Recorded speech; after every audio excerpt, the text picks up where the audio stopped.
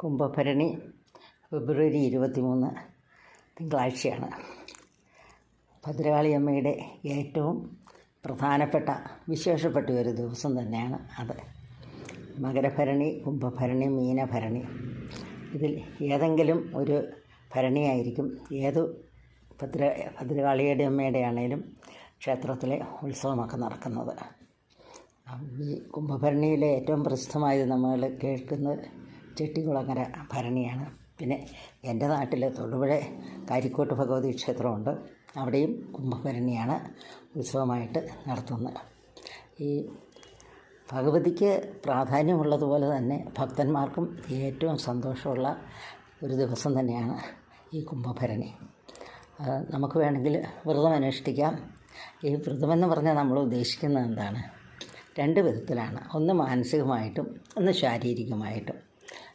മാനസിക വ്രതം എന്ന് പറഞ്ഞാൽ നമ്മൾ ഭഗവതിയെ പറ്റി ചിന്തിക്കുക, ഭഗവതിയുടെ നാമം ജപിക്കുക, പിന്നെ ഭഗവതി ക്ഷേത്രത്തിൽ ദർശനം നടത്തുക, വഴിപാടുകൾ കഴിക്കുക, ഇങ്ങനെ ഭഗവതിയിൽ മനസ്സർപ്പിച്ച് നമ്മൾ കഴിയുക. അതാണ് മാനസികം. ശാരീരികം എന്ന് പറഞ്ഞു കഴിഞ്ഞാൽ നമുക്കറിയാം, ശാരീരികമായ വ്രതം എന്ന് പറഞ്ഞു കഴിഞ്ഞാൽ നമ്മൾ ഭക്ഷണത്തിൽ നിയന്ത്രണം, പിന്നെ ബ്രഹ്മചര്യം, ഇങ്ങനെ ചില കാര്യങ്ങളൊക്കെ ഉണ്ടല്ലോ.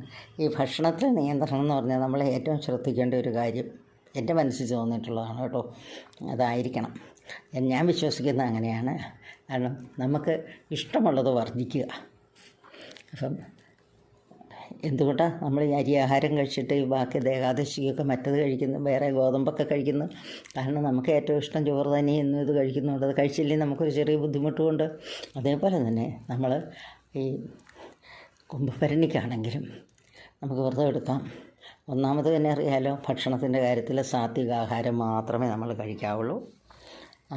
അതേപോലെ തന്നെ ക്ഷേത്രത്തിൽ പോവുക, ക്ഷേത്രത്തിൽ പോയി കഴിഞ്ഞാൽ ഭഗവതിയെ ദർശിക്കുക, വഴിപാടുകൾ കഴിക്കുക, ചുമന്ന മാല സമർപ്പിക്കാം, നമുക്ക് കടുംപായസം വഴിപാട് കഴിക്കാം.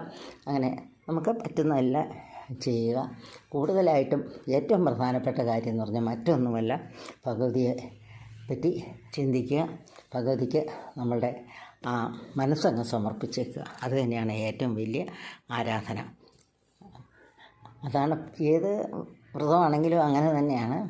പിന്നെ പിറ്റേ ദിവസം രാവിലെ നമുക്ക് വ്രതം അവസാനിപ്പിക്കാം. ഇനി വ്രതമൊന്നും ഇല്ലെങ്കിലും നല്ല ഭക്ഷണമൊക്കെ കഴിച്ച് നല്ല ചിന്തകളും പിന്നെ ഭഗവതിയെക്കുറിച്ചൊക്കെ നമുക്ക് പറയാം. ഇപ്പം ഞങ്ങളുടെ കാരിക്കോട്ടുകാവിലാണെങ്കിൽ അശ്വതി ഊട്ടുണ്ട്. പിന്നെ പിറ്റേ ദിവസം അവിടെ ഗരുഡൻ തൂക്കമുണ്ട്. ഞങ്ങൾ അതൊക്കെ പോയി കാണും.